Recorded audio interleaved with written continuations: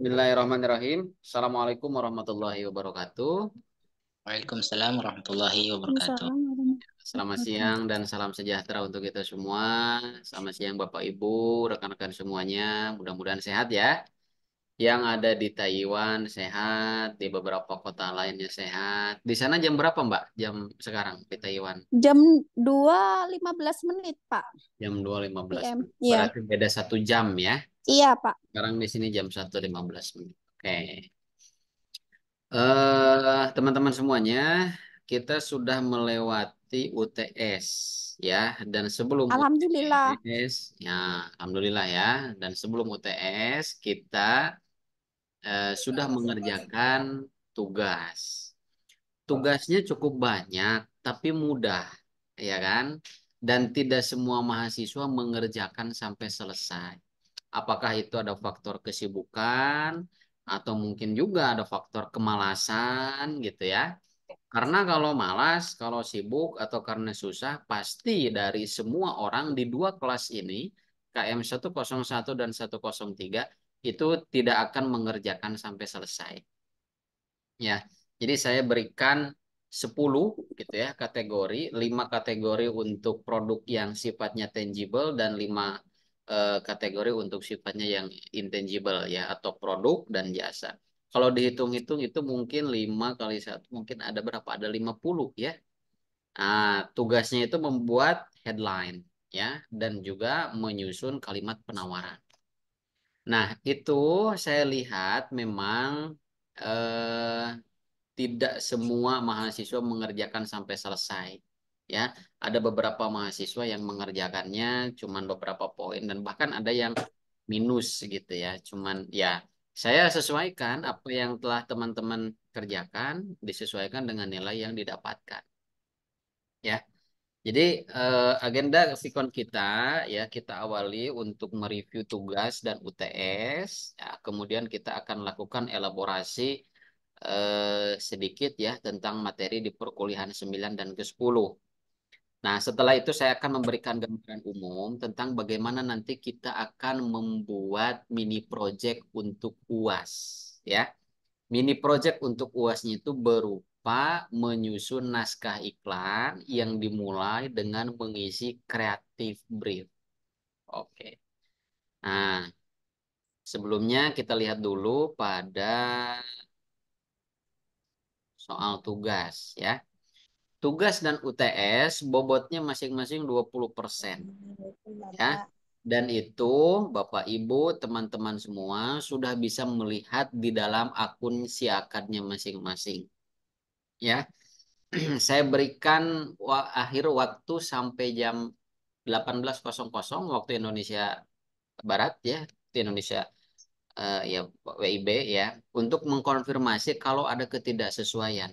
Karena begini, ada informasi bahwa beberapa dari teman-teman di mata kuliah copywriting itu melakukan plagiarisme.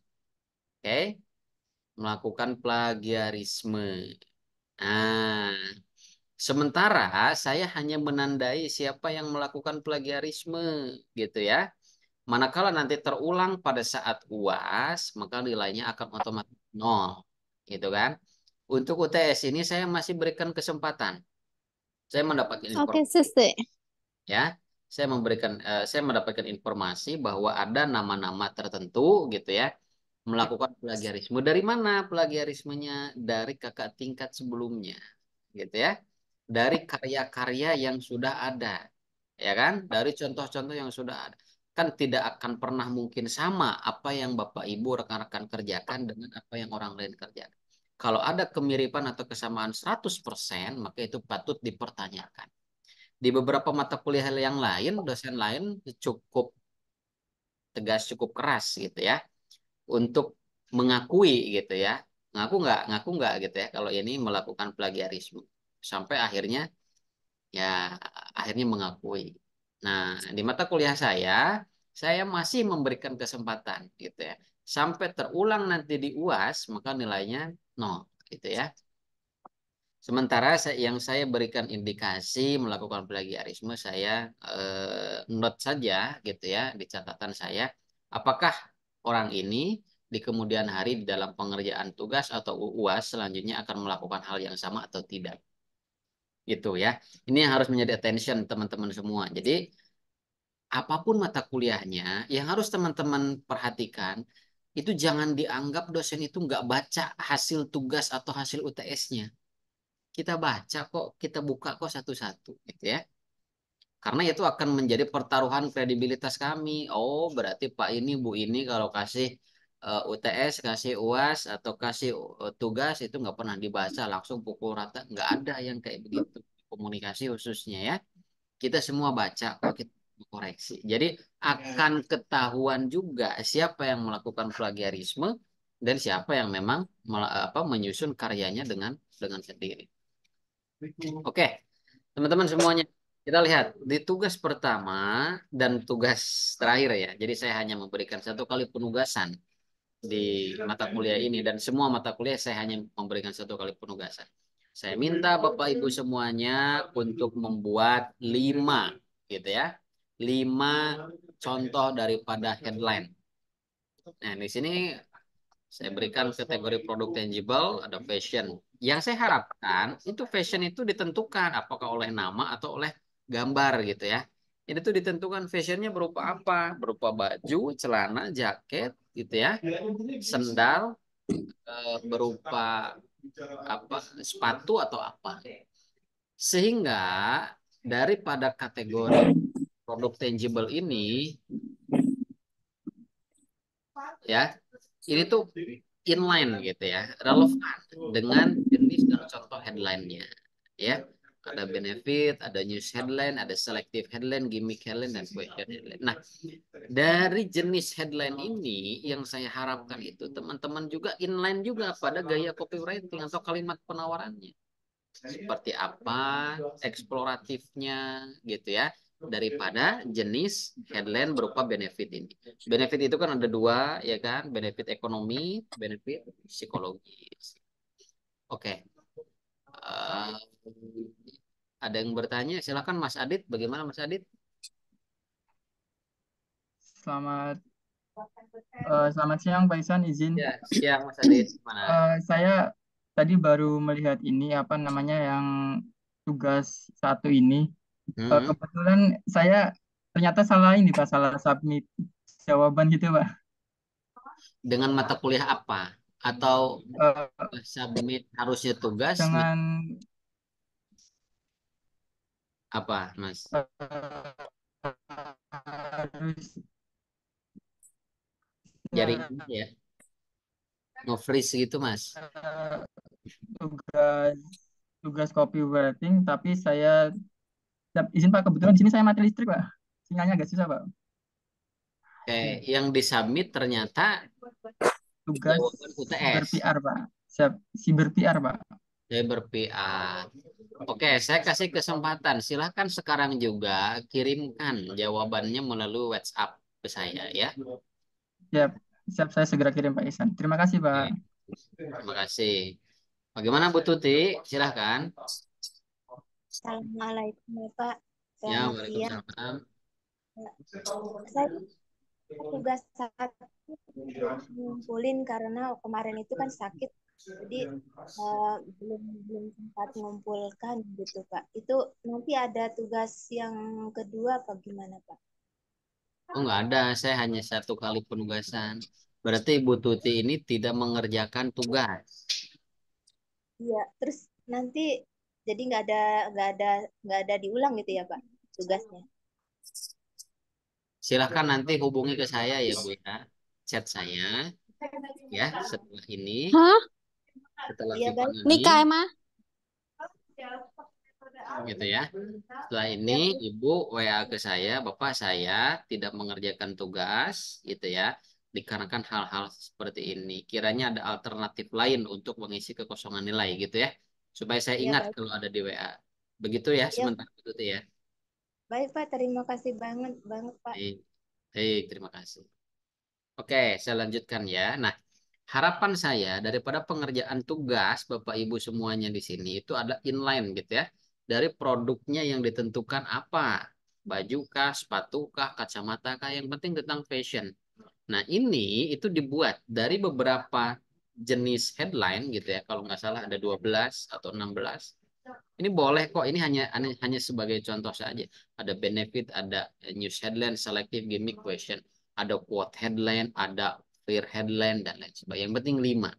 Nah, kemudian dari beberapa jenis headline ini dibuat narasinya, ya, dibuat kalimat penawarannya secara eksploratif, naratif, argumentatif, retoris, atau informatif. Eksploratif itu mengeksplor, dieksplorasi gitu ya. Apa saja keunggulan kelebihannya. Naratif itu berbicara apa bercerita gitu ya, sehingga mungkin muatannya itu lebih banyak ya deskripsinya. Argumentatif itu membangun argumen gitu ya. Kemudian retoris. Retoris itu bercerita juga, retorika, tetapi lebih langsung to the point gitu ya. Dan informatif menyajikan muatan-muatan informasi. Ya, begitu ya. Saya juga lihat ada beberapa mahasiswa yang mengumpulkan filenya dalam jumlah yang cukup banyak gitu ya, sampai 121, 130 gitu ya. Itu karena dibuat di dalam kolom tabel. Ya. Jadi tujuan daripada pengerjaan tugas ini gitu ya, teman-teman nanti diarahkan atau dilatih dimulai dari pengerjaan tugas untuk nanti pada akhirnya bisa menyusun naskah iklan ya. Karena kita nanti akan diarahkan, teman-teman akan saya arahkan untuk menjadi seorang copywriter ya. Bagaimana cara membuat naskah iklan dimulai dari menyusun creative brief. Ya, seperti itu. Kemudian kita review pada soal UTS. Ya. UTS saya berikan soal sebanyak 5 soal. Ya. Memang di UTS ini sifatnya masih normatif. Tujuannya apa? Agar teman-teman di sini gitu ya, saya berikan kesempatan setidaknya untuk membuka kembali materi yang telah saya share. Setidaknya teman-teman kembali membaca materi yang sudah saya share. Mungkin selama ini dari pertemuan 1 sampai 7 gitu ya, teman-teman hanya mendownload saja, menonton saja gitu, tanpa membaca dengan seksama apa materi yang saya share setiap minggu. Nah, di soal nomor pertama, saya meminta teman-teman untuk menjelaskan ya pengertian, tujuan, dan strategi dasar di dalam membuat suatu karya copywriting. Ya, ada 2 kata yang memang harus diingatkan kembali antara copy dan writing. Copy itu adalah sebuah template atau platformnya.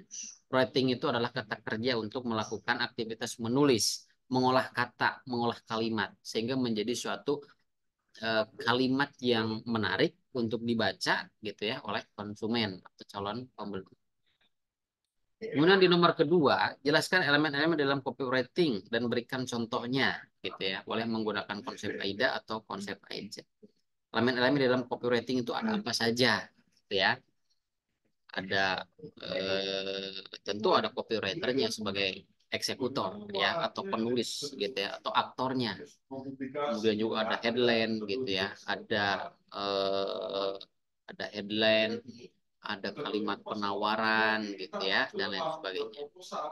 Nah, apa yang disebut dengan AIDA? Attention, interest, desire, dan action gitu ya. Kalau AIDA attention, interest, desire, kemudian conviction dan action.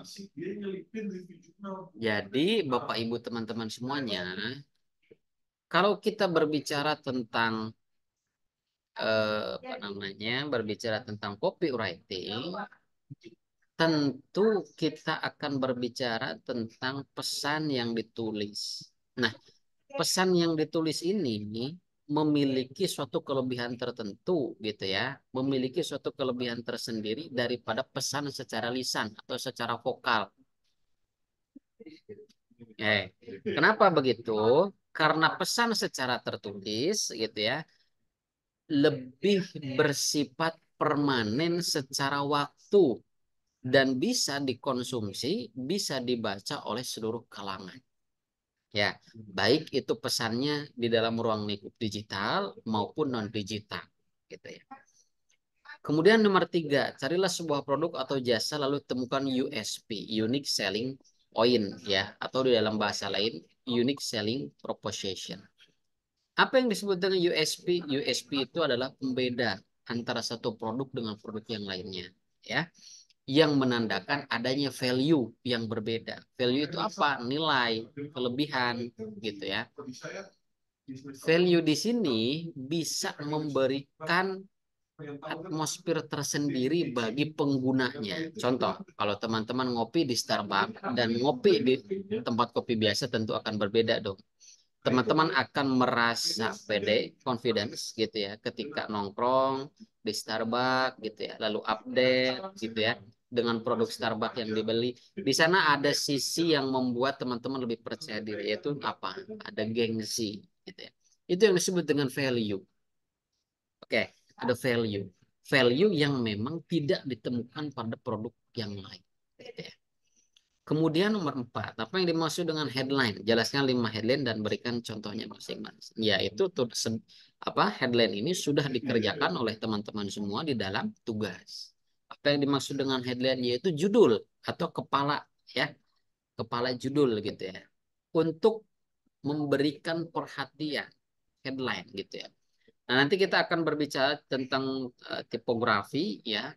Bagaimana teman-teman menyusun naskah iklan dengan memperhatikan aspek jenis tulisan gitu ya, warna tulisan, ukuran tulisan ya, posisi tulisan dan lain sebagainya. Kemudian nomor 5, jelaskan perbedaan dan fungsi daripada hard selling dan soft selling ya. Ada 2 kategori besar di sini.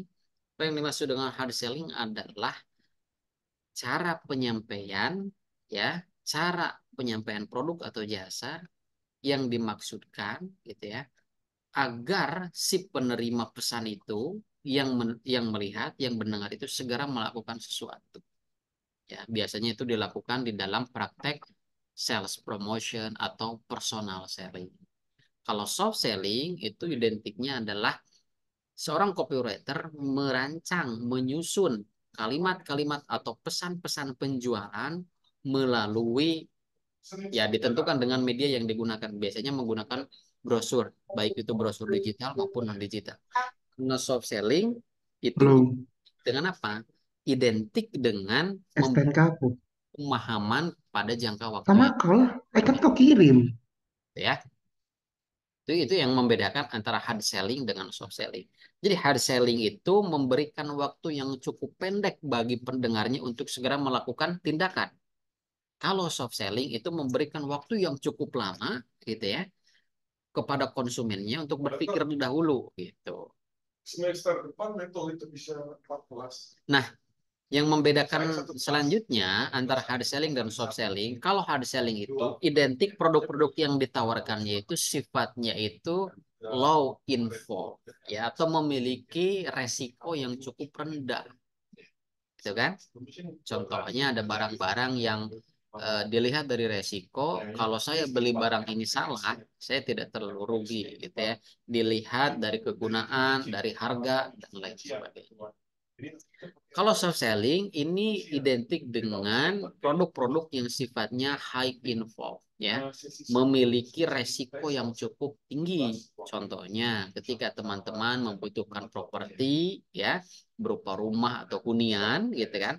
Tentu kan teman-teman akan mencari informasi baik itu dari brosur digital di dalam sebuah website ya, tentu kan di sana itu adalah produk copywriting ya kan, ataupun teman-teman keluar Jumatan gitu ya, masuk ke mall ada yang ngasih brosur, di sana kan akan dijelaskan, dinarasikan, diceritakan lokasinya di mana, keunggulannya apa, programnya seperti apa, cara pembayarannya seperti apa ya, kelebihannya seperti apa, aksesnya dekatkah gitu ya dan lain sebagainya. Nah, selain daripada produk tadi hunian atau rumah, mungkin asuransi gitu ya, atau mungkin juga pada jasa-jasa yang dekat dengan kehidupan kita tetapi memiliki high info. Contohnya lembaga pendidikan. Kita kan tidak ingin salah memasukkan anak kita kemana? Ke sekolah, ke pesantren gitu ya. Bahkan ke sebuah perguruan tinggi. Bagaimana ke depannya, bagaimana setelah lulus dari universitas ini bagaimana, dan lain sebagainya. Itu yang akan dipertimbangkan oleh kita. Maka pendekatannya itu dengan pendekatan soft selling. Jadi copywriting itu tidak hanya sebatas merangkai kata, menawarkan saja. Ada teori di dalamnya yang harus dikuasai, dipahami oleh seorang copywriter. Sejauh ini gitu ya, walaupun saya sudah menemukan beberapa indikasi mahasiswa yang melakukan plagiarisme gitu ya, tetapi sejauh ini secara umum teman-teman bisa gitu ya, bisa menjawab, bisa menjelaskan gitu ya, walaupun secara normatif. Nanti untuk UAS tidak ada lagi soal UAS secara normatif seperti ini. Kita akan langsung melakukan simulasi sampai praktik gitu ya, menyusun naskah, membuat naskah iklan yang dimulai dengan penyusunan creative brief. Ya, nanti saya akan sesuaikan. Kalau misalkan jumlah mahasiswanya cukup banyak, nanti secara berkelompok. Ya, tapi kalau hanya beberapa orang itu biasanya individu. Ya. Kalau ada pertanyaan dari teman-teman semuanya, boleh langsung bertanya ke saya ya, tanpa menunggu saya mempersilahkan.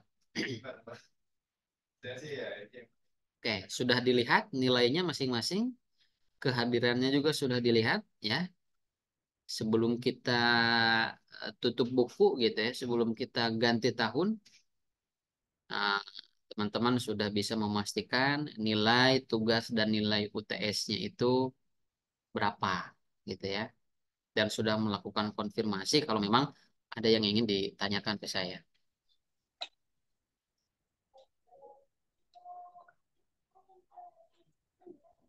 Teman-teman, kita akan masuk ya pada materi ke-9.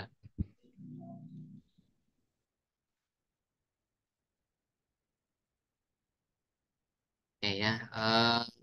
Untuk video pembelajaran mata kuliah copywriting belum ini ya, belum tersaji ya dari pertemuan 9 sampai 15 ya. Baru hanya dari 1 sampai 7 gitu ya.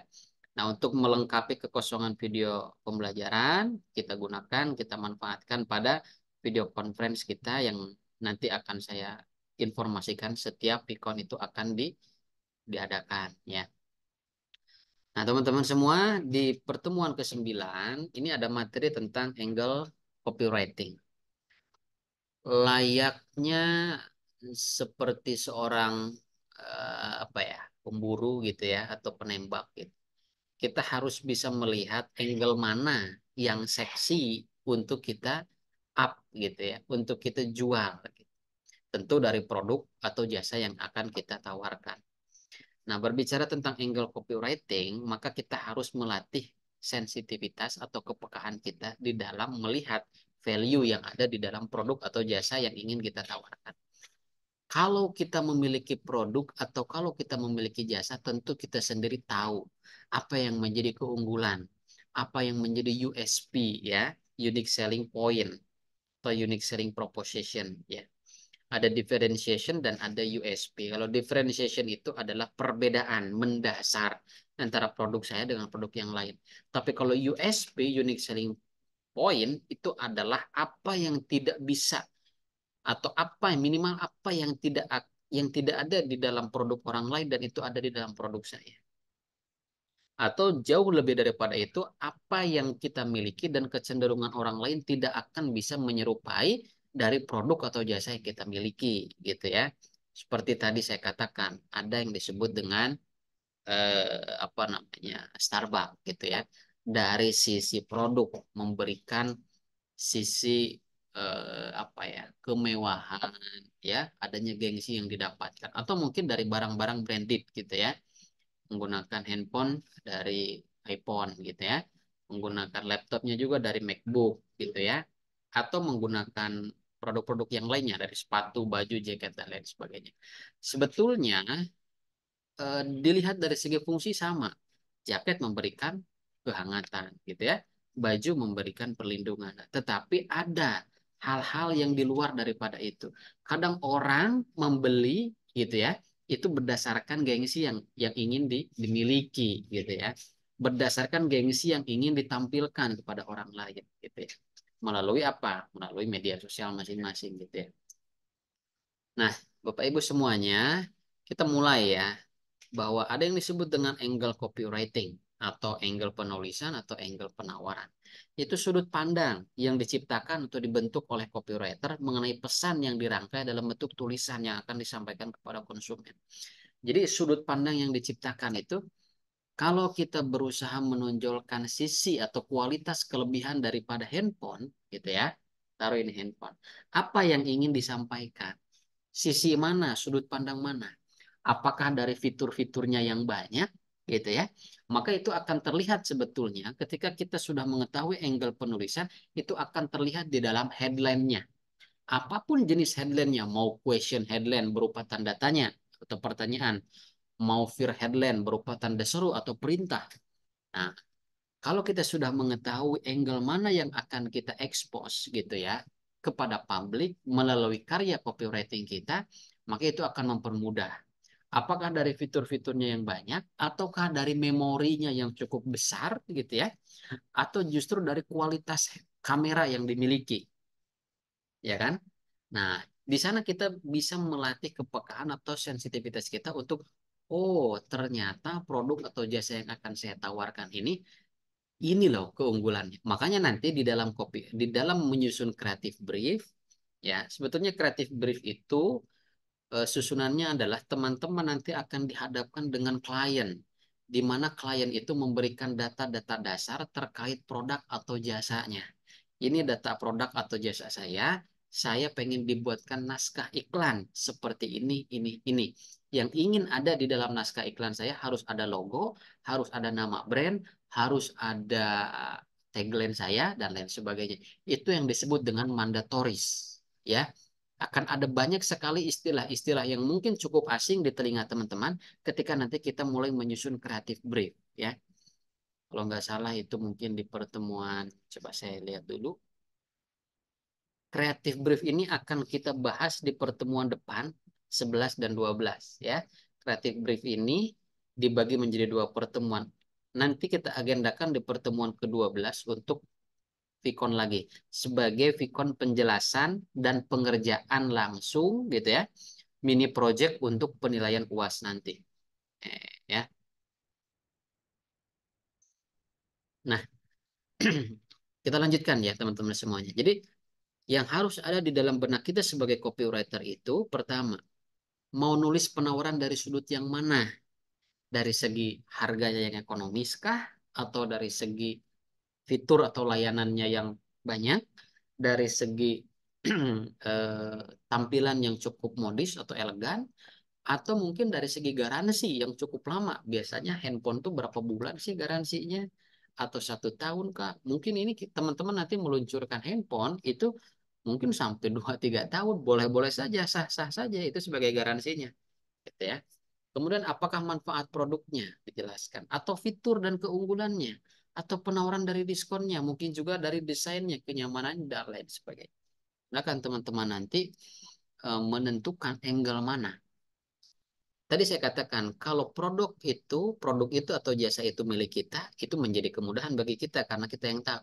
Tapi akan menjadi sulit ketika produk itu milik orang lain dan ketika jasa itu milik orang lain. Sehingga di dalam creative brief nanti akan ada kolom-kolom di dalam tabelnya untuk diisi oleh yang punya produknya, yang punya jasanya terkait informasi dari produk atau jasa yang ingin diiklankan, ya.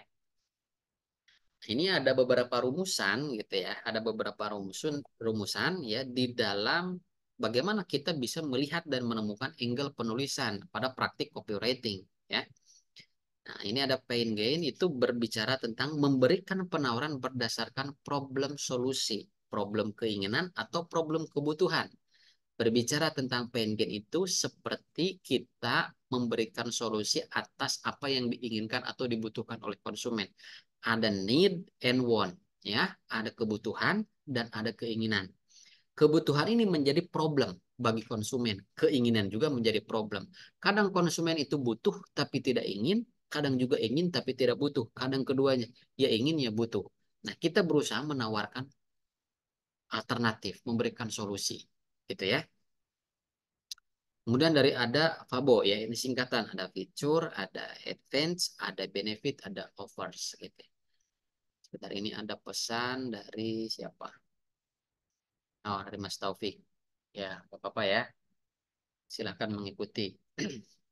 Jadi beberapa pilihan yang dapat digunakan di sini dalam memilih angle copywriting ya, berbagai komponen pembeda antara produk atau jasa yang dimiliki dengan kompetitor gitu ya. Contoh ya, kita lihat. Apa yang dimaksud dengan fitur ya?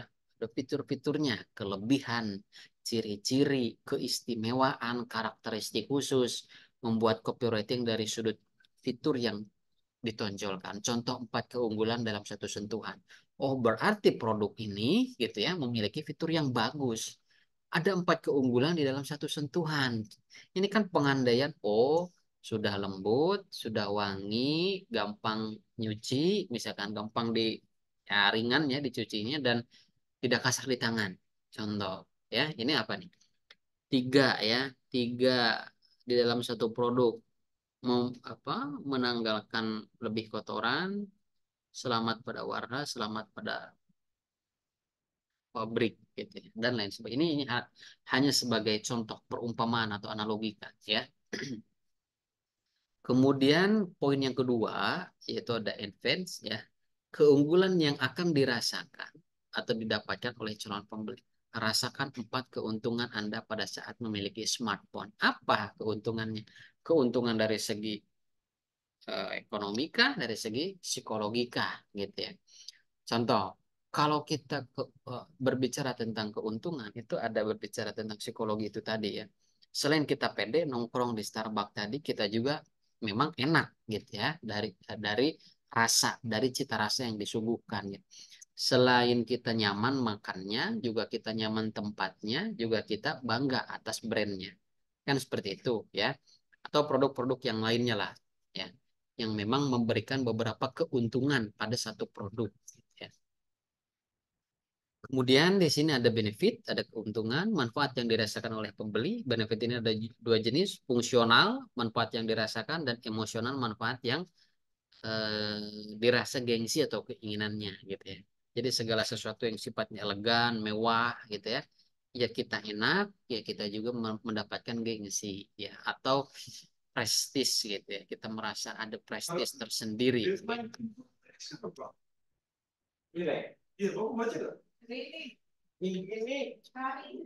Kemudian offers ya, penawaran dalam bentuk diskon, bonus, harga spesial, cuci gudang. Gunakan pada event-event khusus seperti hari raya, hari kemerdekaan dan lain sebagainya. Jadi penawaran dalam bentuk diskon gitu ya. Dan itu memang dibatasi durasinya. Dapatkan harga spesial khusus di bulan Ramadan. Dapatkan penawaran sosial khusus pada saat malam pergantian tahun baru. Khusus pada saat liburan liburan Natal gitu ya dan lain sebagainya. Kita bisa melihat itu sebagai alternatif untuk menemukan angle penulisan. Nah, dilihat dari segi emosional gitu ya.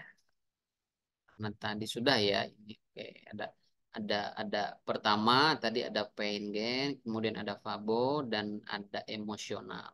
Membidik dari sisi yang membuat pembaca atau calon pembeli terdorong secara emosional ya. Membuat mereka lebih tertarik, seseorang membeli suatu barang atau menggunakan suatu jasa dapat dilatar belakangi faktor emosional.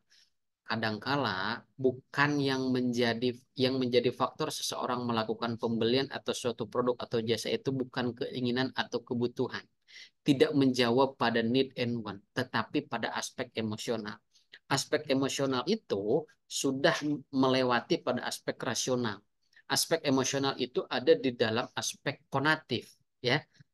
Nah, ada aspek kognitif yang berbicara atau berada pada ranah rasio, logika, berarti konsumen masih bisa memperhitungkan, mempertimbangkan gitu ya, untung dan rugi. Tapi kalau kita sebagai copywriter mampu melewati aspek kognitif, langsung masuk pada aspek afektif gitu ya, aspek perasaan emosional, berarti teman-teman sudah bisa menyusun kalimat penawaran melalui praktek copywriting dengan sangat maksimal. Tidak ada pertimbangan logika lagi. Yang penting saya senang, yang penting saya tertarik gitu ya, langsung saya beli. Gitu. Kadang-kadang biasanya ya sebagai intermezzo ya, biasanya ini perempuan gitu ya. Kalau teman-teman di sini masuk ke mall, nggak ada rencana mau beli ini kok, tapi lihat diskon gitu ya, lihat warnanya yang lucu gitu ya, lihat bentuknya yang menarik gitu. Tanpa ada perhitungan secara logika, secara rasio, adanya rasa kesenangan, ih lucu beli. Nah, gitu. Tapi kita bermain bukan pada bentuk produknya, bermain pada redaksi kalimat yang kita susun melalui praktik copywriting. Gitu ya. Human one yang harus diperhatikan dalam menyusun copywriting pada angle penulisan, memberikan informasi jelas, memberikan stimulus agar seseorang itu rasa ingin tahunya tinggi, dan ada aspek kebersihan, ada higienitas, segala sesuatu yang bersifatnya bersih gitu ya. Bisa itu tercermin dari warna, ya penggunaan warna putih ya, ataupun juga misalkan dilihat dari tempat packagingnya gitu dan lain sebagainya. Jadi kebersihan itu tidak selalu identik dengan yang bersifat makanan saja, ya. Adanya efisiensi, kenyamanan, keunggulan, atau kualitas, ya. Ekspresi keindahan dan gaya, aspek ekonomi, tawaran. Jadi bagaimana cara penerapan angle copywriting di dalam penawaran barang atau jasa, ya, dalam menerapkan, ya, dalam menerapkan apa namanya, eh, bagaimana kita mampu menyusun atau menemukan dan eh, menemukan lalu menggunakan angle copywriting itu sesuai dengan apa yang diinginkan atau apa yang dibutuhkan oleh calon konsumen kita. Dari sisi mananya gitu ya. Tadi saya kembali ulangi gitu ya. Minimal teman-teman paham gitu ya. Minimal ini pain gain ini dari kebutuhan ya, dari keinginan, dari problem. Bagaimana cara kita menemukan keinginan, kebutuhan dan problem atau masalah yang dihadapi? Kita melakukan riset. Nah, riset itu sebetulnya tidak mesti kita yang melakukan. Teman-teman tahu kenapa Indomart dan Alfamart identik selalu berdampingan? Kalau tidak selalu berdampingan, selalu ada di lokasi yang sangat berdekatan. Minimal kalau tidak berdampingan, berhadap-hadapan. Ya kan? Tahu tidak gitu ya. Kenapa itu terjadi? Karena salah satu di antara kedua itu sudah melakukan riset dari segi geografis, juga dari segi demografis. Geografis dilihat mungkin dari banyaknya atau tingginya mobilitas orang-orang di sekitar itu. Kemudian dilihat juga dari segi demografis. Oh, orang-orang di sekitar ini rata-rata pegawai kantor, rata-rata mahasiswa, rata-rata pelajar. Sebagai contoh, mungkin itu dilakukan oleh Indomart, gitu ya, yang telah menentukan hasil daripada risetnya. Nah, kalau seperti itu, apa salahnya Alfamart ikut juga membangun di sana, gitu ya. Tanpa kita harus mengeluarkan biaya yang banyak, melakukan langkah-langkah riset yang cukup menyita biaya dan waktu, ya sudah kita mengikuti hasil daripada riset mereka. Toh tidak ada yang menyalahkan juga dan tidak ada yang bisa melarang ketika mereka berdampingan, gitu ya, di dalam menjalankan usahanya masing-masing. Jadi mulai dari sekarang, yuk kita berusaha bersikap, bertindak yang cerdas gitu ya. Tinggalkan kerja keras tetapi kerja cerdas gitu ya. Lakukan segala sesuatunya yaitu ada efisiensi, waktu, tenaga, pikiran dan lain sebagainya. Ya, kita sebagai masyarakat terpelajar, masyarakat terdidik harus ada perbedaan dong gitu ya dari segi, segi berpikir juga di dalam bertindak, bersikap gitu ya. Harus ada value yang lebih pada bagaimana cara kita bersikap, bertindak dan juga tentunya harus ada karya yang bisa kita pamerkan dalam tanda kutip. Salah satu karyanya itu adalah membuat naskah iklan di dalam praktek copywriting, ya. Seperti itu.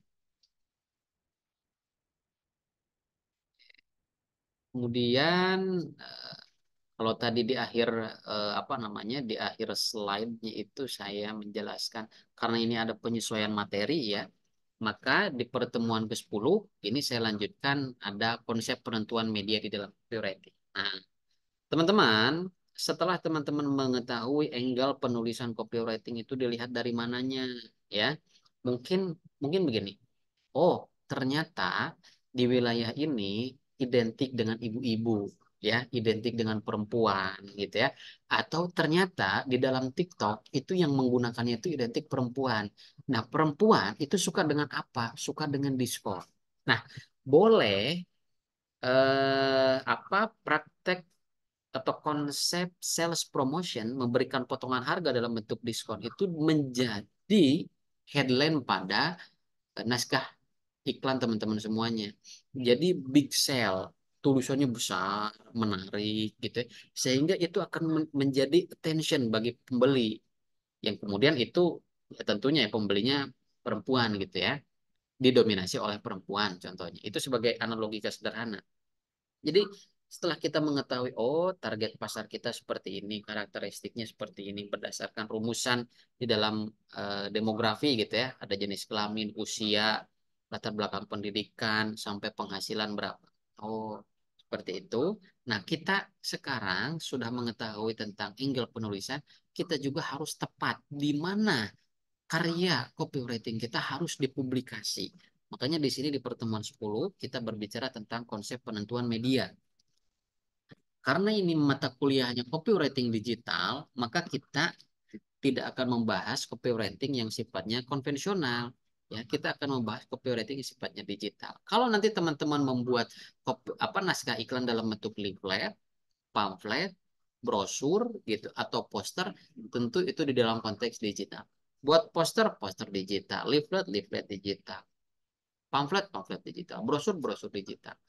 Dibikin seperti akan dicetak gitu ya, dibikin pada umumnya, tetapi yang akan kita publikasikan naskah iklan itu akan kita publikasikan secara virtual, baik itu di website kah, di sosial media kah gitu ya, baik itu di YouTube, di TikTok, di Instagram, Facebook gitu ya, atau di beberapa sosial media yang teman-teman miliki ya. Nah, copywriting adalah sebuah pekerjaan membuat dan menyusun kata-kata yang dapat membangun emosi ataupun mempengaruhi bagi siapapun yang membaca kalimat tersebut. Ya, copywriting digunakan sebagai strategi iklan untuk headline poster, judul buku panduan maupun media lainnya. Bahasa verbal yang dipakai ialah kata-kata persuasif yang dapat mengubah perilaku pada pola pikir orang-orang yang membaca copywriting tersebut. Contoh, teman-teman, sebagai latihan sederhana, coba cari poster-poster iklan yang sekarang sedang hangat-hangatnya apa? Politik gitu ya. Ada poster capres 1, capres 2, capres 3. Tapi itu bukan bagian daripada copywriting yang orientasinya pada benefit, pada finansial ya. Itu adalah bagian daripada kampanye. Berbeda ya. Copywriting itu identiknya adalah sebuah eh, apa? Sebuah kegiatan yang dilakukan oleh copywriter yang orientasinya adalah mendapatkan keuntungan. Copywriting gitu ya. Ada juga yang disebut dengan content writing, segala sesuatu yang segala sesuatu atau segala bentuk aktivitas yang dilakukan oleh copywriter untuk menyusun atau membuat konten-konten yang dibutuhkan. Tetapi kalau konten writer itu tidak berorientasi secara finansial ya, pada benefit gitu, tidak berorientasi pada keuntungan semata. Kalau copywriter itu identik dengan keuntungan ya, berorientasi pada keuntungan. Oke ya, di sini kembali saya jelaskan apa yang disebut dengan advertising itu periklanan, suatu tindakan untuk memanggil perhatian dan lain sebagainya. Jadi copywriting ini merupakan bentuk ya, bentuk real daripada periklanan melalui praktek copywriting gitu ya. Periklanan ialah sebuah komunikasi yang bersifat umum yang membawa informasi berupa produk ataupun ide melalui praktek copywriting. Ya, menurut Renal Kasali, kita lihat di dalam penentuan media biasanya copywriter itu akan ada dua pilihan yang menjadi media utama dan yang kedua menjadi media cadangan, kasarnya seperti itu ya. Ada yang disebut dengan above the line, media lini atas dan media lini bawah. Coba apa yang disebut dengan above the line ini yang terdiri atas iklan-iklan yang dimuat oleh media cetak, media elektronik, serta media luar ruang. Kalau below the line itu terdiri dari seluruh media selain yang termasuk dalam above the line. Media seperti direct mail, pameran, dan berupa cendera mata. Jadi sifatnya antara above the line dan below the line ini saling melengkapi. Tapi tidak mesti ada. Kadang menggunakan satu media yang dirasa ini memiliki kekuatan yang cukup besar itu sudah cukup. Atau ada media alternatif. Selain publish di media massa, di televisi, kita juga gembar-gemborkan, kita juga publish di media-media sosial. Sehingga terjadi redundansi ya.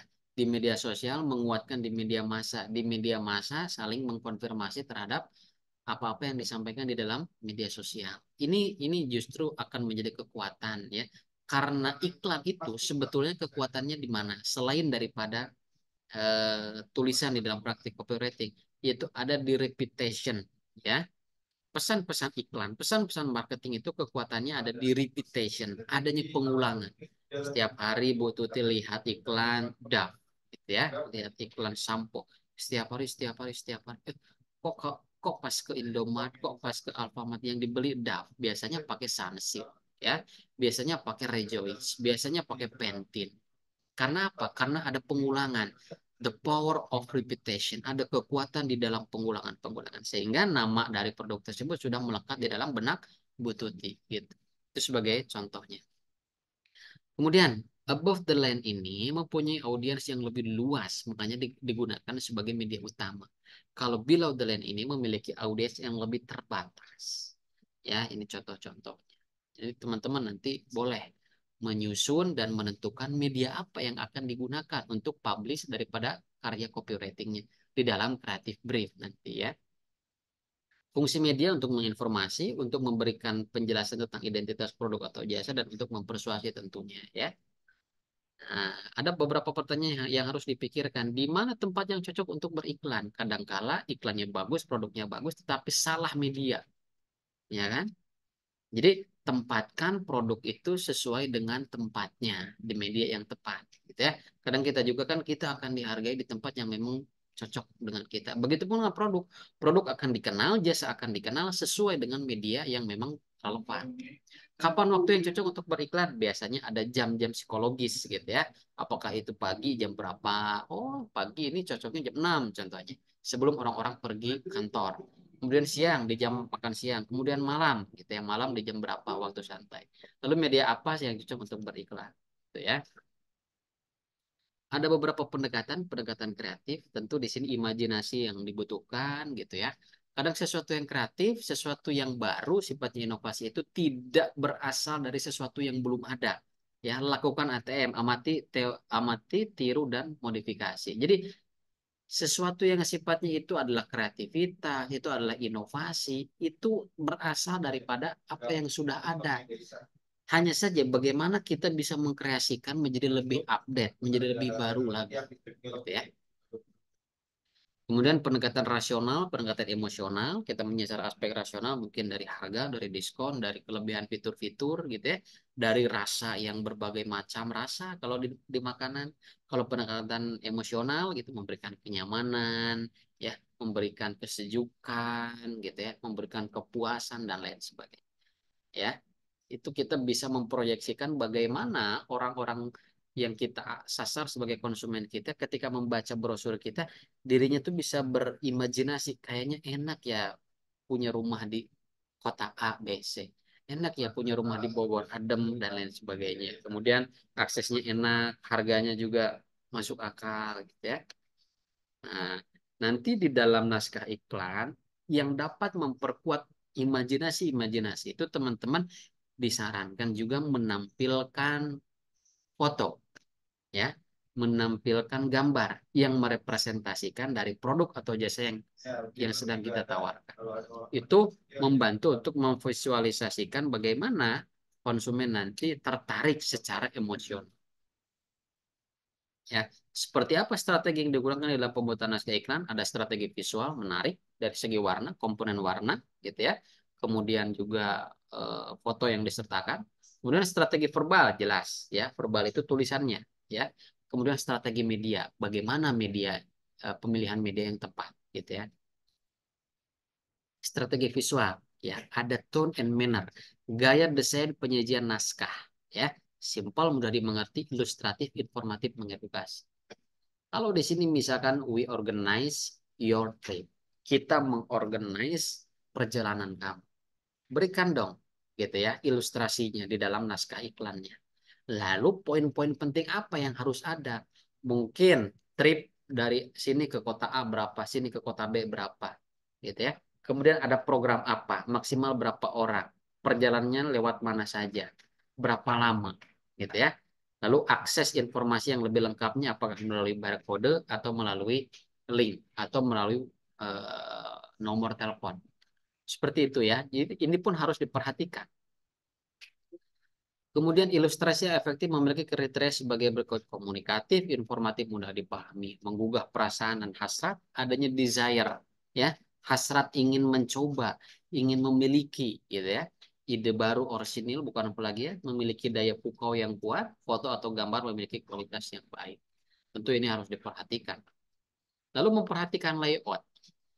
Jadi diperhatikan kalau teman-teman nanti membuat menyusun brosur digital untuk menjelaskan tentang sebuah lembaga, sebuah sekolah, punya les privat gitu ya, dan lain sebagainya. Itu diperhatikan daripada layoutnya. Di bagian kiri atas mungkin tentang akreditasi. Kemudian di bagian bawahnya tentang kurikulum. Di bagian bawahnya lagi tentang pengajar, di sampingnya tentang layanan atau fasilitas dan lain. Jadi harus diperhatikan sistematika. Jangan ini tentang akreditasi, langsung di bawahnya tentang kerjasama, yang seharusnya kerjasama itu harus ada di bagian pojok akhir gitu ya. Kemudian setelah itu juga ada bagian misalkan pokoknya segala sesuatunya tidak beraturan. Layoutnya harus diperhatikan. Ya. Penggunaan warna ini juga sangat penting gitu ya. Nah, di sini ada beberapa keterangan atau kategori ya daripada penggunaan warna. Pink itu diidentikan dengan warna yang lembut, yang berkesan manis dan lain sebagainya. Karena begini, mungkin di antara teman-teman nanti menyusun kreatif brief, menyusun naskah iklan itu produknya makanan. Nah, makanan itu identik dengan apa? Kalau tidak putih ya kuning. Putih identik dengan ke apa? Kebersihan, higienis. Kalau kuning secara psikologis, di sini ada kuning ya, warna yang disinar matahari, mempunyai makna harapan, optimis, kebahagiaan, hangat, keceriaan. Jadi secara psikologis, kuning itu kalau diidentikan dengan makanan, itu dapat merangsang lapar. Sehingga kalau kita melihat poster makanan, leaflet makanan dengan nuansa kuning, itu kok kita semakin mudah tertarik, pengen nyoba. Karena apa? Secara psikologis itu merangsang lapar, ya, ataupun mungkin tenaga kesehatan, ya, ataupun produk-produk kesehatan identik dengan warna putih, ya, kebersihan, higienitas, boleh, boleh saja. Silakan ditentukan berdasarkan hasil berembuk atau berunding nanti dengan kelompoknya, ya. Nah, kemudian penggunaan tipografi. Tipografi ini adalah menata huruf atau jenis tulisan di dalam sebuah publikasi. Jangan sampai karya copywriting yang sudah kita rancang sedemikian rupa, kalimatnya bagus, programnya bagus, tapi kita salah di dalam menentukan tipografinya. Jenis tulisannya tidak mendukung, ya, yang seharusnya bikin poster makanan kok terlihatnya sangat menyeramkan karena menggunakan font yang sangat ya tidak sesuai gitu ya. Kemudian kok ini penggunaan kombinasi warnanya ini sangat tidak cantik sehingga sulit untuk dibaca gitu ya. Jenisnya, ukurannya gitu ya. Peletakan di mana tulisan itu ditulis gitu itu harus diperhatikan. Ya. Nah, ini juga strategi verbal tadi ya, penggunaan kopi-kopi yang simpel, bahasa yang mudah dipahami, persuasif dan informatif. Ya. Contohnya headline-nya bekal sehat, tolak bahaya jajan. Tagline-nya mama hebat, anak sehat. Ya. Ini ada kadang tidak semua naskah iklan itu ada tagline, tapi boleh teman-teman nanti membuat tagline. Setelah headline ada tagline, lalu ada kalimat penawaran atau naskah iklan. Ya. Nah, ini strategi media, media utama atau media pendukung silahkan diatur sendiri. Yang mana yang ATL, ya. Eh, Tadi itu ini ya penjelasannya.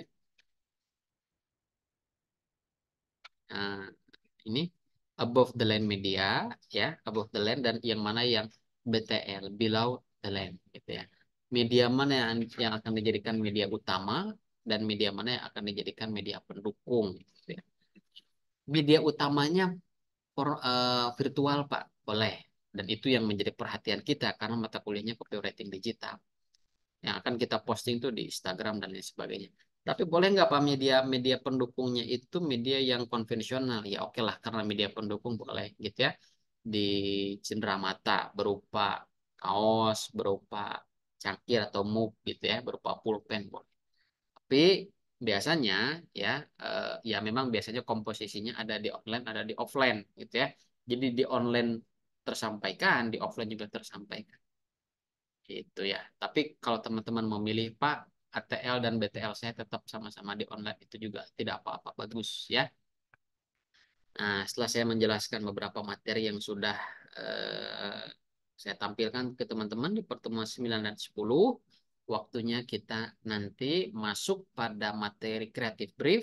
Saya akan pandu teman-teman dan nanti diharapkan semuanya hadir agar paham ya bagaimana cara pengisian sampai pada akhirnya publish sebuah karya naskah copywriting digital ya. Waktunya praktek, berlatih, berlatih dan berlatih. Ada yang ingin ditanyakan teman-teman semuanya? Saya capture dulu ya untuk absensinya. Oh, ini hanya 23 ya, 23 bersama saya. Ada yang ditanyakan teman-teman? Sudah paham ya? Baik. Kalau sudah paham, mungkin nanti teman-teman langsung kita bertemu ya di pertemuan ke-12. Dan nampaknya kelas ini mata kuliah agamanya sama saya bukan ya? Bukan, Nanti kita Pak. bertemu lagi ya di jam Iya Pak, sama Bapak. hmm, bertemu lagi di jam 3 ya. Saya harapkan teman-teman juga hadir lagi gitu ya. Sebentar saja nanti untuk mata kuliah agama karena itu mata kuliah umum. Terima Bapak kasih izin atas bertanya. dan oh ya silakan silakan. Pak, izin Maaf Bapak. bertanya, Pak. Eh, tadi saya sempat melihat dari presensi yang di sesi ke-8 itu ada salah satu alfa itu apakah Hmm. Vicon atau mungkin download apa ya Pak? Mungkin kira-kira Tapi ada alfa salah satu ada gitu. aktivitas. Memang memang sesi 8 nggak ada aktivitas ya Pak ya? Kalau nggak salah. Bukan, Mbak Dewi ini di sesi 8 itu mengakses tidak gitu. Berkomentar, mendownload soal gitu. Ada aktivitas tidak? Saya tanya dulu. Ada Pak. KM berapa, Mbak Dewi? KM 302 Pak. 302. Apa aktivitasnya pada sesi ke-8 kemarin? Yang saya lihat sih tidak ada Vicon, cuman hanya ini saja sih Pak. Ya, soal Eh, UTS ya saja. soal Heeh, UTS. cuman kan mendownload materi, mendownload soal ya. Iya Pak. Tapi Izin untuk kehadiran apa bertanya, Pak? Pak. Mau pulang dokter? Nggak lagi. Sini konferensi nih, Pak. Oke, sebentar. Selain Mbak Dewi siapa ya? Fadel juga Pak, 301. Yang kelas 302 dulu kalau bisa ya supaya.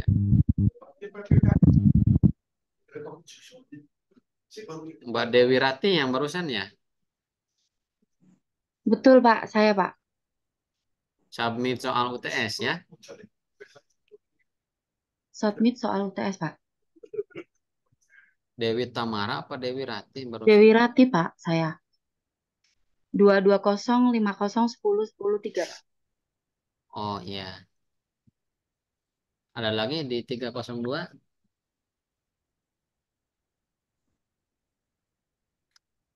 Yang barusan siapa? Yang 301? Mas siapa? Atas nama Fadel Pak. Hmm.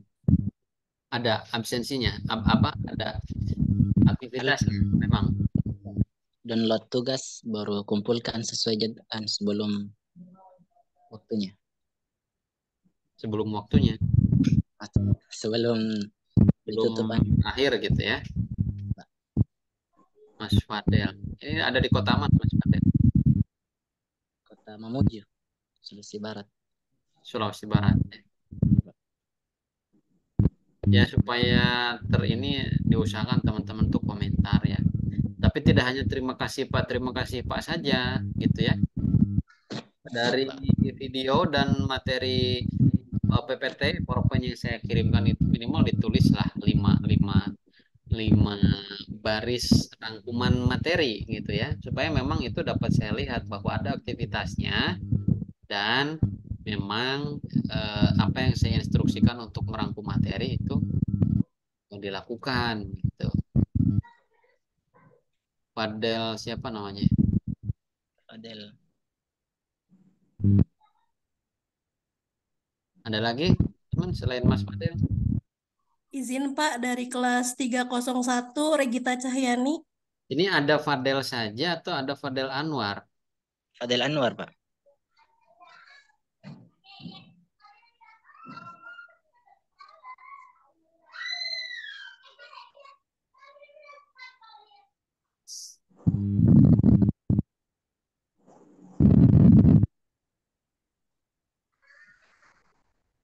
Kok nggak ada di sini?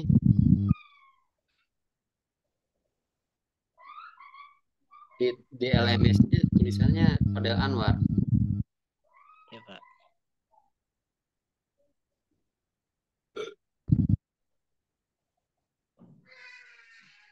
Mbak Nora ini, halo.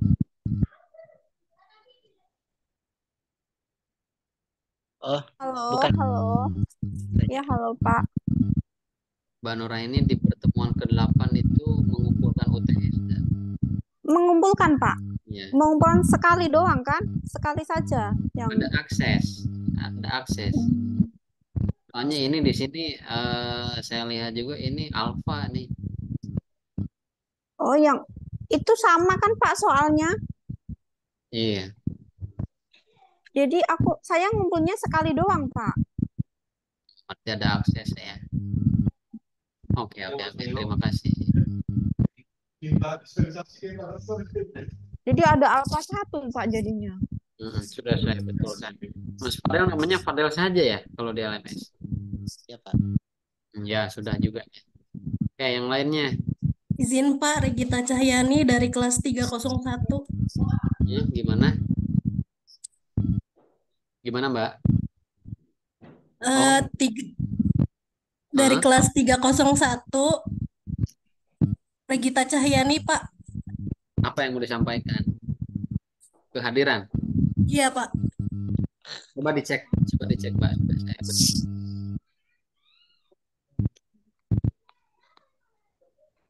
Terima kasih Pak. Sama-sama.